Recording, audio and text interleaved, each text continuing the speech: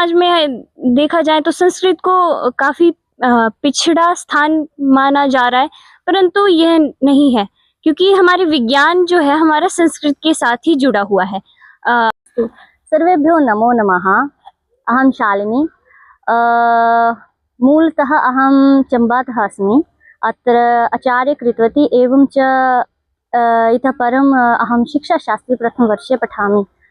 मतलब अभी संस्कृत का स्थिति थोड़ा ठीक नहीं है। जी, मेरा नाम कृत्या है। आपका नाम? नमस्ते जी, मेरा नाम करीना है। नमस्ते, मेरा नाम तंजिन है। नमस्ते, मेरा नाम ज्योति है। हाँ, तो ये हमारी 4 बहनें हैं जिनसे हम आज जानेंगे कि उनकी रुचि। सबसे पहले आप संस्कृत कॉलेज कैसे यहाँ पहुँचे, यहाँ महाविद्यालय में कैसे पहुँचे, ये बताइए आप। जब मैं 10th में पढ़ती थी उस टाइम मेरा था कि मैं संस्कृत पढ़ूंगी आगे, पर ऐसा नहीं मुझे पता था कि संस्कृत अलग से कॉलेज होते हैं। तो फिर मेरे पापा ने मतलब पता किया कि कहाँ पे कैसे कॉलेज होते हैं, क्या है।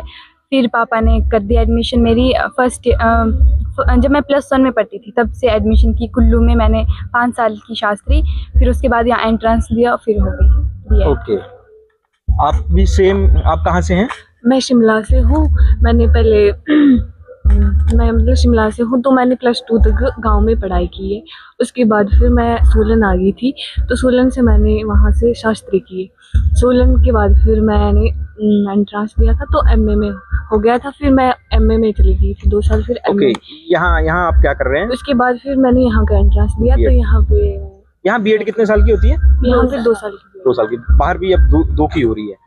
आपका नाम क्या बताया आपने? मेरा नाम तंजिन है और मैं लाहौल स्पीति। तंजिन, आप ये पकड़ लेंगे माइक, बस ऐसे हाथ में पकड़ो, आप बोल दीजिए। मेरा नाम तंजिन है और मैं लाहौल स्पीति से हूँ। और मैंने अपनी +2 अपने वहाँ गांव से ही government senior secondary school Losar से की है। और उसके बाद ग्रेजुएशन मैंने धर्मशाला डिग्री कॉलेज से BA की है।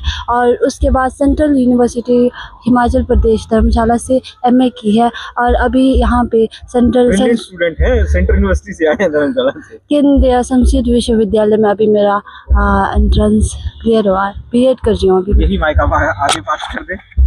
मैं ज्योति हूँ, सिरमौर से हूँ, और मैंने अपनी 10th तक की पढ़ाई HPU यूनिवर्सिटी से की है।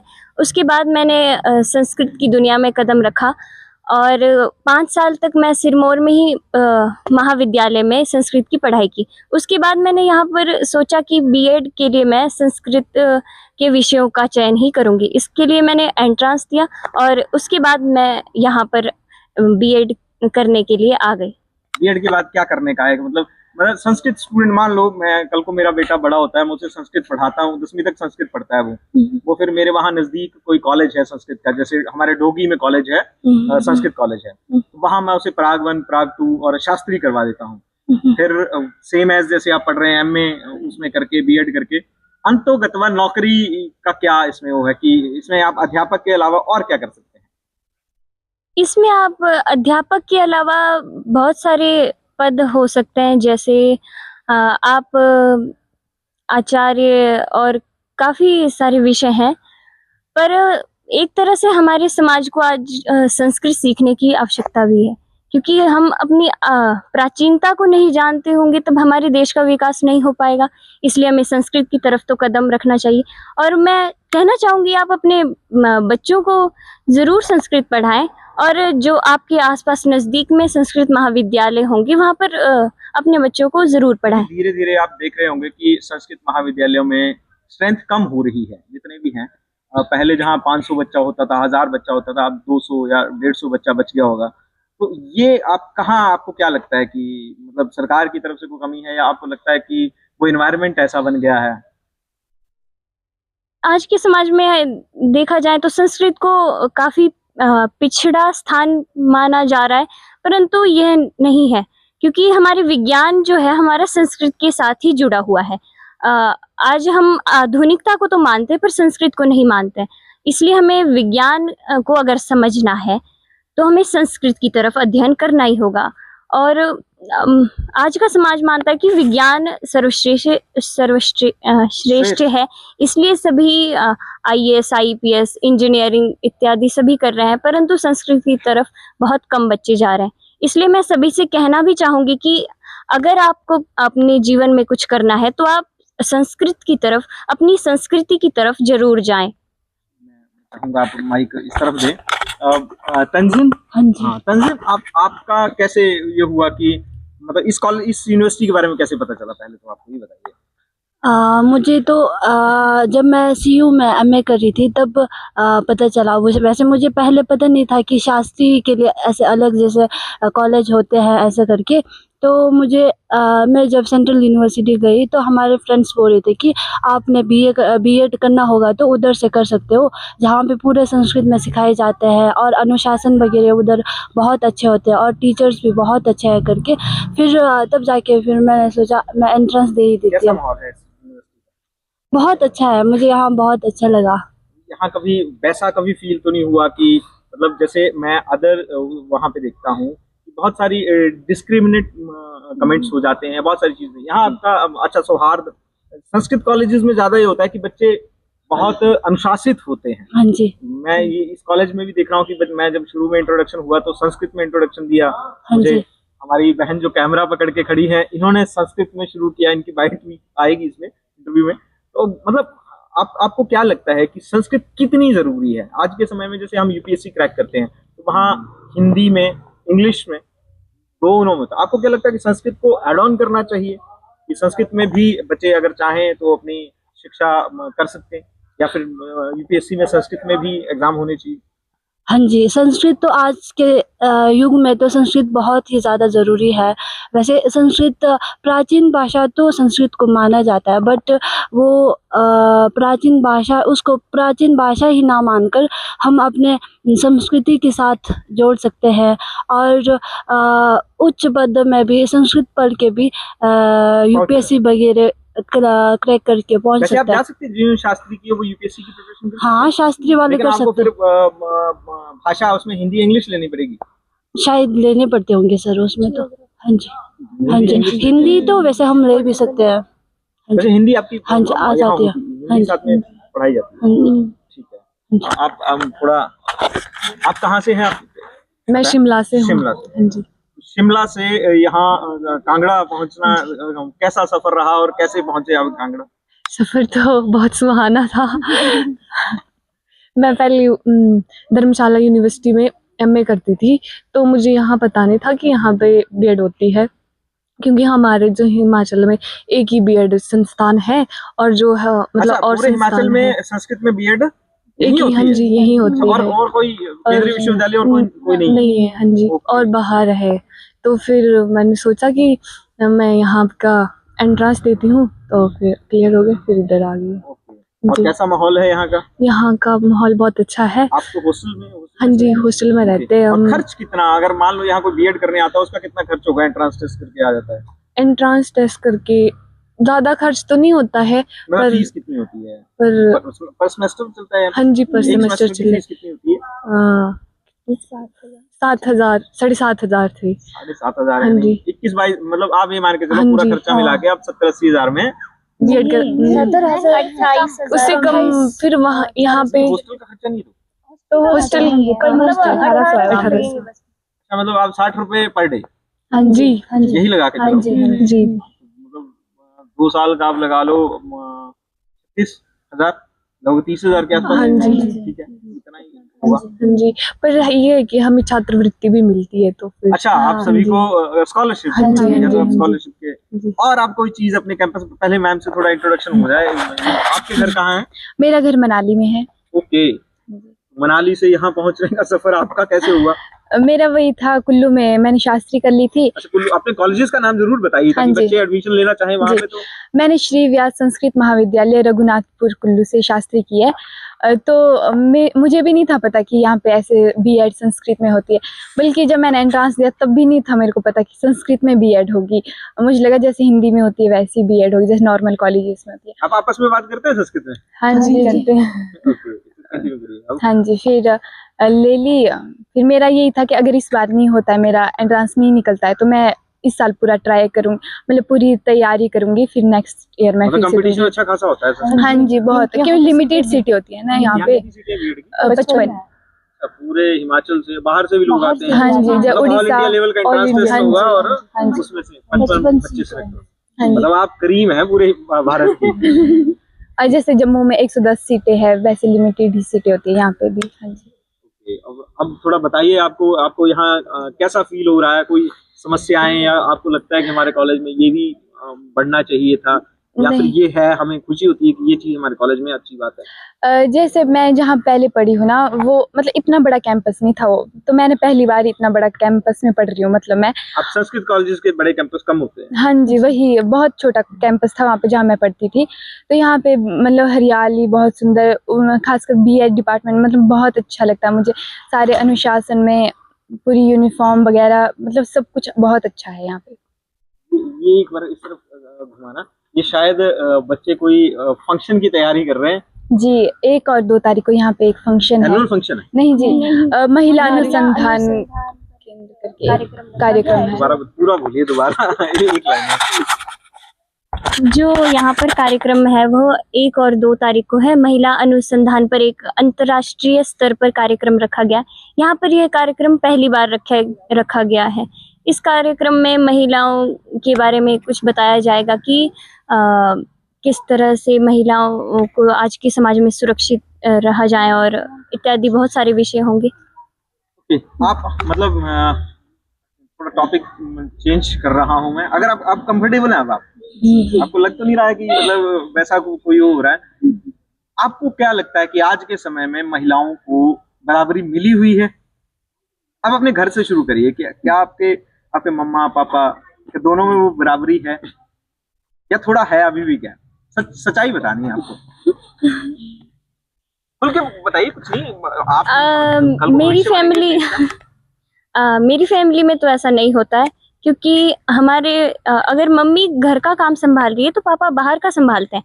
बखूबी मम्मी बाहर का भी संभालती है और पापा घर का भी संभालते हैं, मतलब इसलिए बराबर ये संभव है इस पुरुष प्रधान देश में कि महिला नौकरी पर जाए और पुरुष घर संभाले? हाँ, ऐसा भी हो सकता है अगर कोई इमरजेंसी हो, पर आजकल ज्यादातर हमारे समाज में जैसे पुरुष। होता है ना कि जैसे लड़का पैदा होता है तो हम्म, दिमाग में होता है कि ये कमाएगा और घर चलाएगा। लड़की है, ये कमाएगी भी, तब भी उस दृष्टि से नहीं देखा जाता कि ये घर चलाएगी। जब विवाहित हो जाती है तो फिर तो माता पिता वो अधिकार ही खो देते हैं कि अब क्या अधिकार रह गया, अब जो जाएगी ससुराल वालों को कमा के देगी, अपने बच्चे पालेगी। तो ये क्या आप इस दृष्टिकोण को कैसे देखते हैं? नहीं, ये दृष्टिकोण इस हिसाब से है कि अगर बच्ची बाहर पढ़ने जा रही है या कुछ कर रही है, तो जो मेरे माता पिता है वह तो चाहते हैं कि नौकरी करे और इंडिपेंडेंट बने, तो वो अपने जीवन को भी स्वतंत्रता से जिए। इसलिए मुझे सिरमौर से यहाँ कांगड़ा भेजा गया है कि मैं यहाँ पर पढ़ूं। बल्कि जो मेरे भाई है वह वहीं सिरमौर में ही पढ़ रहे हैं। आप पे ज्यादा खर्च कर रहा है परिवार। हाँ, तो हमारे घर में पिताजी क्या करते हैं आपके? मेरे पिताजी व्यापारी है, वो है लहसुन का व्यापार करते हैं। ओके, बोलते जाइए। तो हमारे घर में तो सभी को समानता दी गई है। हम तीनों भाई बहन अलग अलग शहरों में पढ़ रहे हैं। और तीनों अलग अलग उसमें पढ़ रहे हैं? आप हाँ। पढ़ रहे हैं? भाई आपके क्या पढ़ रहे हैं? मेरा भाई नॉन मेडिकल का स्टूडेंट है, विज्ञान पढ़ रहा है। हाँ, और मेरी बहन आर्ट्स में कर रही है, अभी कॉलेज में ही है, वो नाहन में ही है। हाँ, तो मैं संस्कृत की तरफ आई हूँ। तो हमें ऐसा नहीं है कि हमें कोई असमानता दी गई है या हमें कोई भेदभाव किया गया है। हम तीनों को ही समान अधिकार दिए गए हैं। आप मेरा सवाल नहीं समझ पाए। मैं आपकी बात से सहमत हूँ, लेकिन जैसे मैं जो बोलना चाह रहा हूँ, आप उस दृष्टिकोण में जाइए। क्या आपको लगता है कि समाज बदल रहा है? एक समय होता था कि स्त्रियां घर तक सीमित रह जाती थी, चाहे उसमें कितना भी पोटेंशियल हो, उसमें कितनी भी हो जील हो, वो कुछ कर सकती है। लेकिन वो सब कुछ होने के बाद भी मतलब कई बार औरत घर पे रह जाती थी। आज के समय में क्या लग रहा है कि आपको समाज बदल रहा है? हाँ, आज का समाज बदल रहा है, क्योंकि आज के समाज में अगर औरतें घर का काम कर रही है तो वह बाहर का काम भी कर रही है। आज के समाज में परिवर्तन तो देखा जा सकता है। क्या ये संभव है कि पापा नौकरी से आ रहे हैं और मम्मी भी नौकरी से आ रहे हैं, तो खाना कौन बनाएगा? खाना बनाने के लिए या तो सीधा सवाल है, खाना कौन बनाएगा? ज्यादातर ये तो वैसे बदलेगा, कभी होगा कि पापा भी ड्यूटी से आए, मम्मी भी ड्यूटी से आए, मान लो आपकी शादी होगी, आपके पति भी वर्किंग है, आप भी वर्किंग हैं, आप घर आते हैं और शाम को दोनों को भोजन करना है। इसमें दो चीजें हो सकती हैं, या आप मेड लगा लें कि आपने हाउस हेल्प ले ली कि ठीक है वो खाना बना दी, आप दोनों ने खाया पिया और सो गए। अब एक इसमें ये हो गया कि आप दोनों आए, अब खाना बनाना है, ठीक है, तो अब कौन बनाएगा, आप या आपके स्वामी, या शिफ्टों में होगा? ये भविष्य में क्या संभव है कि हाँ भाई साहब आज मैं थक गई हूँ, मेरे ऑफिस में ज्यादा वर्कलोड था तो आज मेरे बस में है नहीं, आप 4 चपातियां लगा दो और हम खाते हैं बैठ के, मेरे को आवाज लगा देना जब खाना बन जाए।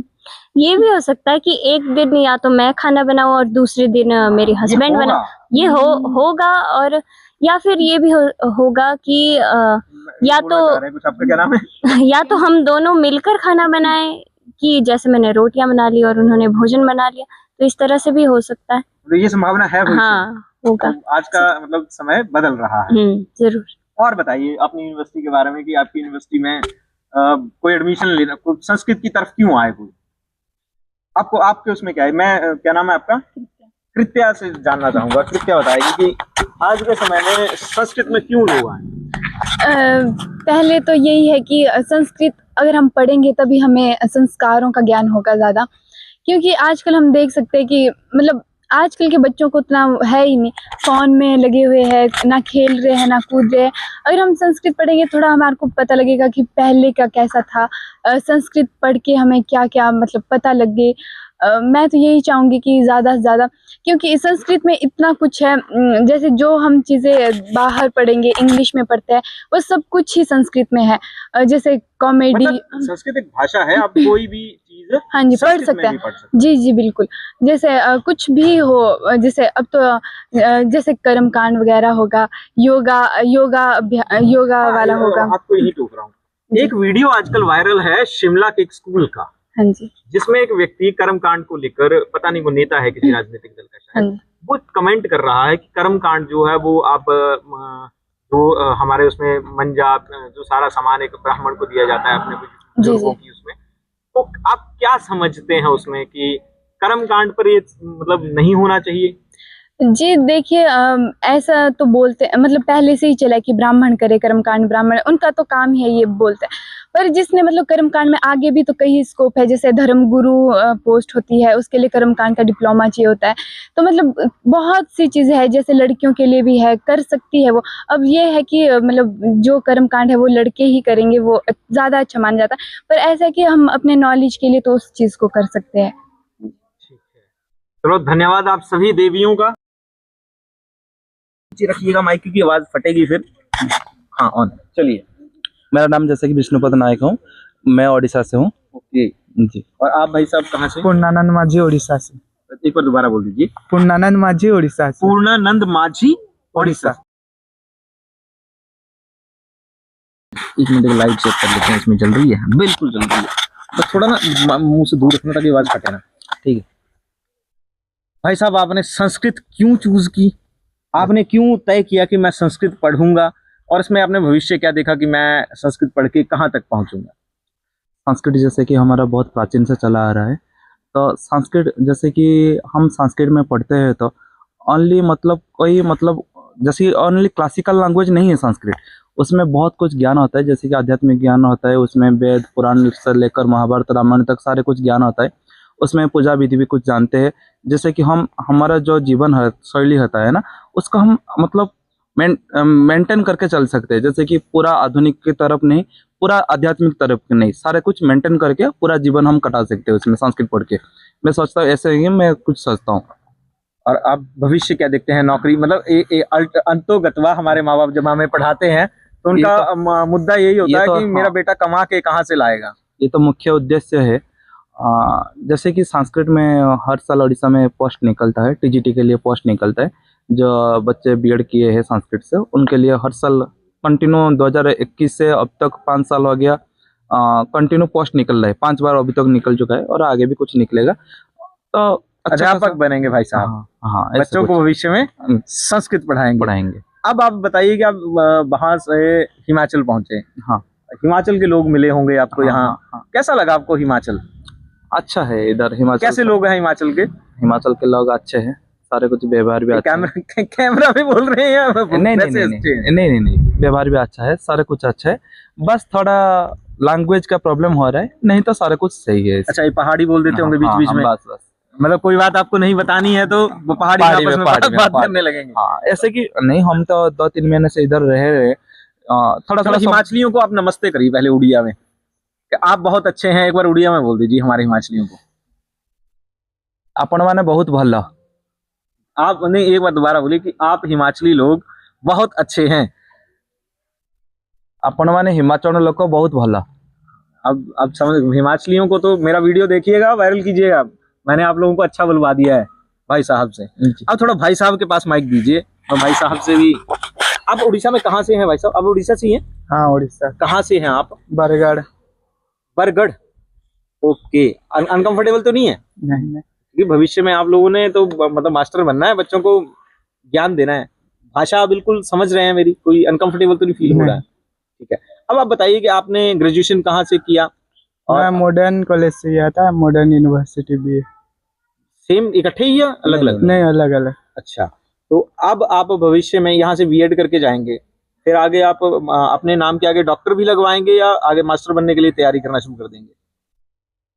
नहीं, मुझे तो मास्टर बनना है। मास्टर ही बनना है, ठीक है। ये भाई साहब क्लियर है बिल्कुल कि अपन को मास्टर बनना है, अपन को संस्कृत का प्रसार करना है और बच्चों को संस्कृत पढ़ाना है। क्या आप अपने बच्चों को भी संस्कृत पढ़ाएंगे? नहीं। नहीं, ये थोड़ा मेरे को उस तरफ मैं चाहूंगा मैम से कि आप थोड़ा नजदीक, क्यों नहीं पढ़ाएंगे अपने बच्चों को संस्कृत? मतलब अभी संस्कृत का स्थिति थोड़ा ठीक नहीं है देश में, तो मतलब जबरदस्त बात हो रही है कि संस्कृत फैलाई जाएगी। संस्कृत पे इतनी ज्यादा, आप टीवी पे नहीं देखते हैं कितनी ज्यादा डिबेट होती है संस्कृत में? बहुत बड़े बड़े आप वक्ताओं को देखते होंगे, वो विभिन्न राजनीतिक दलों के वक्ता आते हैं, वो संस्कृत में बड़े बड़े श्लोक सुना के जाते हैं। तो संस्कृत तो इसमें ट्रेंडिंग में है, संस्कृत के नाम पे तो वोट मिल जा रहे हैं। नहीं, हमारे तरफ तो संस्कृत पढ़ रहा हूँ बोलता हूँ तो लोग बोलते हैं संस्कृत पढ़ रहा है, ऐसा बोलते हैं। अच्छा, मतलब हीन भावना से देखते हैं? हाँ, ऐसा ही देखते हैं। एक मास्टर बन जाएंगे फिर आप बताएंगे सबको कि भाई मास्टर बन गया अब मैं। अब थोड़ा मेरे को लग रहा है थोड़ा अनकंफर्टेबल है। नहीं है। यहाँ हॉस्टल में रहते हैं या अपना रूम रेंट? तो इन भाई साहब के विचारों पे हम थोड़ी सी देर के लिए रुके थे। मैं इस आउट ऑफ कॉन्टेक्स्ट एक बात कहना चाहूंगा, जब भी कोई बात निकलती है तो उसका एक भावार्थ होता है, उसका एक अर्थ होता है। इस भाई ने एक बात कही, मैं नहीं पढ़ाना चाहूंगा अपने बच्चों को। मैं जिस उद्देश्य से इस यूनिवर्सिटी में आया था वो उद्देश्य मेरा सफल है। मैं लोगों को ये कहना चाहूंगा कि अगर आप भाषा पे तर्क वितर्क कर सकते हैं न्यूज़ चैनलों के स्टूडियो में बैठ के, अगर आप भाषा पे समाज को अपनी ओर मोड़ना चाहते हैं, संस्कृत में क्यों नहीं? संस्कृत एक ऐसी भाषा है जिसका अपना एक प्राचीन महत्व है। युगों युगों से इस भाषा के बारे में हम सुनते आए हैं, पढ़ते आए हैं। जब भी हम जितने भी सनातनी लोग हैं अपने घरों में कर्म कांड का कोई कार्य करवाते हैं तो वो संस्कृत में होता है। हमारे घर जब भी कोई ब्राह्मण देव पंडित के रूप में आते हैं, कर्मकांडी ब्राह्मण जिन्हें हम कहते हैं, वो जब आते हैं तो वो आके संस्कृत में अपने मंत्र उच्चारणों द्वारा हमारे जीवन के कई महत्वपूर्ण जो निर्णय हो रहे होते हैं, जैसे कि हमारी शादी, हमारे बच्चे का मुंडन, हमारे घर का गृह प्रवेश, हमारा मरण तक, संस्कृत में हमें मोक्ष की तरफ ले जाता है। संस्कृत से दूरियां क्यों? और इनका जो बाजी, कुछ बोल लूं? जी जरूर जरूर जरूर। ये मेरा साथी है, उड़ीसा से आया है, अभी अभी मतलब जस्ट ग्रेजुएशन कंप्लीट किया है, एज ज़्यादा नहीं है, संस्कृत के बारे में थोड़ा ज़्यादा नहीं जानता है। कि जैसे उड़ीसा में 30 जिला है, इधर जैसे 12-13 जिला है हिमाचल में, उड़ीसा में 30 जिले हैं। 30 जिले में ये जिस जिले में रहते हैं उस तरह मतलब उस जिले में संस्कृत के उतना प्रभाव नहीं है। मैं जिस जिले में हूँ थोड़ा संस्कृत ज़्यादा चलता है उधर। आपके वहाँ मंदिर? हाँ हाँ चलता है। अभी संस्कृत को लेकर बहुत कुछ चल रहा है, जैसे कि हमारा CSU में टोटल 12 कैंपस है। 12 कैंपस में कुछ कैंपस में संस्कृत में कोडिंग शुरू हो गया है, संस्कृत में बच्चे कोडिंग कर रहे हैं, लैंग्वेज चला रहे हैं मतलब कंप्यूटर में। बहुत कुछ संस्कृत में चल रहा है, जैसे कि संस्कृत में ब्लॉग आ रहा है यूट्यूब में, संस्कृत में इंस्टा में रील आ रहा है, धीरे धीरे संस्कृत का प्रचार हो रहा है। सर्वेभ्यो नमो नमः। अहं शालिनी। मूलतः अहं चम्बातः अस्मि। अत्र आचार्य कृतवती एवं च इतः परम् अहं शिक्षाशास्त्री प्रथमवर्षे पठामि। हिंदी में बोलना है ना? अब इसे हिंदी में बता दें हम एक बार लोगों को कि आपने क्या कहा। अच्छा, तो हिंदी में सभी को मेरा नमस्कार है। मैं शालिनी शिक्षा शास्त्री प्रथम वर्ष बीएड की छात्रा हूँ और आचार्य यहाँ से मैंने की है और मेरी शास्त्री जो है वो चंबा से हुई है। मुझे यहाँ तकरीबन 2 साल हो गए हैं। अब ये मेरा बीएड में तीसरा साल है। तो इन्होंने कहा है कि हमारे कॉलेज, तो ये है हमारी central Sanskrit university Vedvyas campus जो है, ये सेंटर के थ्रू है और इसमें जो है विभिन्न विभागों पर जो है शिक्षाएं चलती है। जैसे कि यहाँ पे ज्योतिष विभाग है, साहित्य विभाग है, बीएड डिपार्टमेंट अलग से है, दर्शन का डिपार्टमेंट अलग से है, प्राग 1 प्राग 2 जिसको आप +1 और +2 कहते हैं, वो भी यहाँ पे जो है वो हायर एजुकेशन के अंडर आ जाते हैं। उनको संस्कृत में जो है वो प्राग 1 प्राग 2 कहते हैं। इसके अलावा मेरा जो खुद का अनुभव है, मैंने 2 साल आचार्य साहित्य में बिताए हैं, तो वहाँ के सभी टीचर्स जो है वो उनके साथ हमारा काफ़ी अच्छा तालमेल रहा है। उनके मार्गदर्शन से ही मैंने अपनी थीसिस का काम भी कंप्लीट किया था। आप पीएचडी जी पीएचडी भी है, लेकिन जो है वो पहले पीएचडी थीसिस समझाइए, लोगों को बताइए कि थीसिस मतलब क्या। थीसिस अर्थात बहुत सारी किताबों का अध्ययन करके जो है वो एक अपनी किताब लिखना अलग से, तो ये आचार्य के अंडर आती है। जैसे आप इसको, जैसे संस्कृत है तो लोग सोचते हैं कि पिछड़े हुए हैं, तो पिछड़े हुए तो नहीं बोल सकते आप, क्योंकि यहाँ की जो टेक्निक है पढ़ाने की, जो जितने भी तरीके हैं हमारे सारे मॉडर्न हैं, और ऊपर से जो है वो थीसिस जो है वो टीचर्स की गाइड में की जाती है। मतलब टीचर्स गाइड करता है कि हमें किस तरह से कैसे बुक लिखनी है, जो हमें आगामी जो पीएचडी करनी होती है उस पे जो है वो सहायक होती है। जैसे एक पहले से ही हम रेडी होते हैं उस चीज़ के लिए। उसके बाद हमारी काफ़ी सारी जो है वो पत्रिकाएं भी छपती है, व्यास मंजरी वगैरह जितनी भी है वो कॉलेज के थ्रू ही। यूनिवर्सिटी के बारे में बताइए कि इस यूनिवर्सिटी में यदि कोई पढ़ना चाहता है, मान लो कोई यहाँ से पीएचडी करना चाहता है, या जैसे जैसे आपने कोर्सेज बताए वो करना चाहता है, तो उसे क्या करना होगा? अच्छा, तो सबसे पहले जो है वो उसको जो है वो बेसिस क्लियर होने चाहिए व्याकरण के। सबसे पहले तो वो 10th तक संस्कृत हो, 10th तक संस्कृत हो। उसके बाद जो है वो प्राग 1 प्राग 2 में एडमिशन ले। वो एडमिशन एंट्रांस टेस्ट होता है, उसके लिए टेस्ट अलग से होता है। उसके बाद इंटरव्यू अलग से होता है। ये सरकार की कुछ सीमाएं निर्धारित की गई है। कितनी सीटें हैं यहाँ पे? इसमें प्राग 1 55 तक है, 55 90, कभी ज्यादा कम होती रहती है। ये मैनेजमेंट के हिसाब से देखते हैं ये लोग। और फीस का भी यहाँ बहुत फायदा है। जैसे फीस कम है, गरीब से गरीब लोग भी है जो यहाँ पढ़ सकते हैं, और ऊपर से जो स्कॉलरशिप भी मिलती है हमें सरकार की। कैसे मिलती है मतलब? स्कॉलरशिप इसके लिए तो आपकी अटेंडेंस जो है वो 75% होनी चाहिए, आपका पढ़ाई में जो है वो रैंकिंग हाई होनी चाहिए, कहीं भी वो नहीं होनी चाहिए जैसे कि सेफली वगैरह। हाँ जी, वैसे भी। और जो है वो बच्चा अगर उसको सेफली या कंपार्टमेंट वगैरह नहीं है और उसकी 75% है, तब भी उसको मिल जाती है जितनी उसकी बनती है। और यहाँ का स्टाफ जो है वो काफ़ी अच्छा है। मैं खुद बीएड की छात्रा हूँ। बीएड के बारे में तो मैं आपको क्या ही बताऊँ। यहाँ जो सर है सत्यदेव सर, उनका प्रबंधन और उनकी निगरानी में जो ये बीएड की संस्था है वो बहुत आगे जा रही है। और यहाँ से काफ़ी सारे बच्चे, हमारे पुराने बैचेस जितने भी हैं उसमें से जो बच्चे पढ़ने वाले हैं, जो क्वालिफाई कर देते हैं टेस्ट, वो कहीं ना कहीं लग ही जाते हैं। और हमारा, मैं बीच में आपको टोक रहा हूँ, क्षमा कीजिएगा, यहाँ बच्चे कर्म कांड भी सीखते हैं। बिल्कुल सीखते हैं, कर्मकांड भी सीखते हैं। और एक कंट्रोवर्शियल सवाल है, यदि आप उचित समझें तो जरूर जवाब दीजिएगा। जी। आप देखते होंगे कि कई लोग ना कर्म कांड पर बहुत सारे सवाल उठा देते हैं, तो आप उसे किस नजरिए से देखते हैं? अभी एक वीडियो भी एक वायरल हुआ था, किसी नेता का था, पता नहीं किसी स्कूल में बता रहा था कि कर्म कांड के बारे में नहीं होना चाहिए, ब्राह्मण कराते हैं, गलत है। उस पे आप क्या अपनी कोई राय रखते हैं? राय इसलिए रखते हैं, मैं भी सुनती रहती हूँ, खुद संस्कृत की हूँ मैं।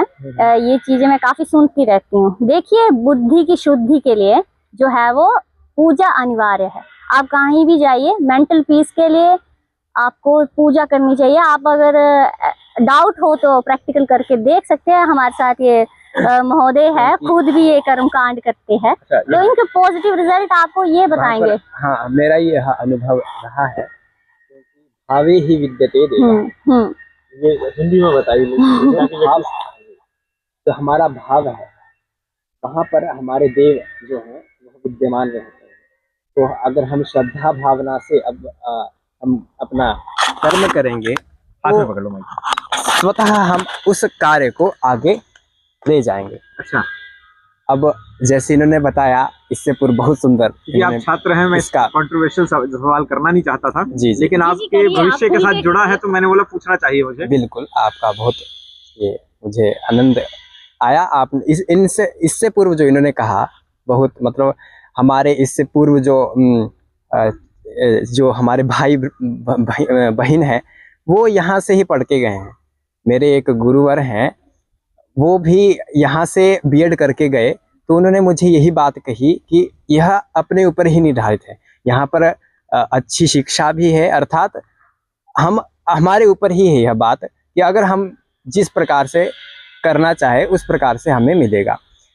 गुरुजी को तो क्या ही बताना। यहाँ पर मैं बड़ा सिंपल सा, क्षमा कीजिए आपको बीच में टोक रहा हूँ जी, सिंपल सा मैं ये पूछना चाह रहा था कि क्योंकि सबको तो नौकरी नहीं मिलेगी, ये सच्चाई है। जी जी। तो अंतोगत्वा या व्यक्ति संस्कृत के उसमें है तो इसके आगे के भविष्य में होता है कि बंदा कर्मकांड से जुड़ जाता है। लोगों को इसके बारे में जो उनके जीवन में कर्मकांड जुड़ा होता है, जैसे किसी की शादी है, विवाह कराना है, तो एक आप सीखा व्यक्ति कर्मकांड का ज्ञाता ही ये काम करवाता है। जी जी जी। तो जब इस तरह के सवाल उठते हैं तो आपके मन में क्या आता है? एक इस पे मैं बोलना चाहूंगी। मैक्सिमम क्या होता है कि जिनकी बुद्धि की शुद्धि नहीं होती है, जिनके अंदर बहुत सारे द्वेष भावनाएं ऐसी होती है जो उनको मतलब बंदे को खत्म करने तक वो करते हैं कि आत्महत्या। हमने कई सारे सुने हैं, लेकिन आपने कभी सुना है कि संस्कृत के किसी छात्र ने या पंडित ने या पूजा पाठ करने वालों ने कभी आत्महत्या की हो या किसी को गलत करवाया हो? मैंने नहीं सुना है। नहीं सुना है। क्यों? क्योंकि उनको ज्ञान होता है कि हम है क्या, क्यों आए हैं यहाँ पे। ठीक है, तो हम ये पूरे प्रॉपर तरीके से 100% कह सकते हैं कि संस्कृत का छात्र जो है उसको अंदर से पता है, ज्ञान है उसको कि वो यहाँ क्या है, क्यों है, कर्तव्य क्या है उसका, और वो अपने घर वालों को तो एटलीस्ट दुखी नहीं करता है। करियर में उसका क्या बने नहीं बने उसके पढ़ाई पे डिपेंड है। आप चंबा से हैं, यहाँ जो निचले हिमाचल में जो पहाड़ी बोली जाती है उसमें बोला जाता है कि पात दाए तो भूखा नहीं मरेगा। मतलब पंडित है कोई तो भूखा नहीं रहेगा। मतलब जिसने कर्मकांड सीखा हुआ है वो सब कुछ हो सकता है लेकिन वो भूखा नहीं रहेगा। नहीं रहा है कि वो भूखा नहीं। हाँ, और वो खुश भी है अंदर से। उसमें द्वेष भावना उत्पन्न नहीं होती है। शांति जो है वो संस्कृत पढ़ने से ही आती है। और आजकल के आप मॉडर्न स्कूल्स में जाइए, बच्चों को देखिए कौन सी उनकी हालत है, कैसी हाल हम बता भी नहीं सकते। इन छोटे छोटे कोई लिव इन में, कोई कहाँ, कोई क्या है कि मतलब संस्कार आते हैं संस्कृत सीखने से। संस्कार जी जी बिल्कुल। अगर भारत को जो है वो अंदर से दृढ़ करना है, मजबूत करना है, ताकि इसको